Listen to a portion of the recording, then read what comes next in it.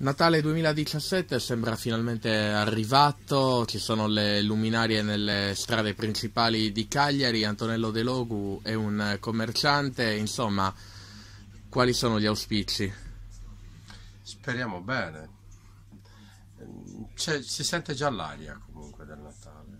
Cioè, il fatto di aver avuto queste luminarie anticipatamente ai periodi degli anni precedenti, che in genere, almeno nella via Paoli, era sempre disposta nelle giornate dell'8 di dicembre. Questa volta, da fine novembre, dall'ultima domenica di novembre, si sono già viste un po' le luminarie. Quindi possono essere le luci No, utili?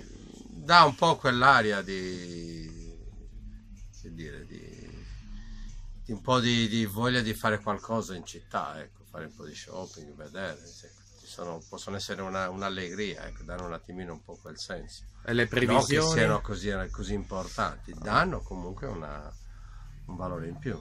E le previsioni invece per quanto concerne questo periodo?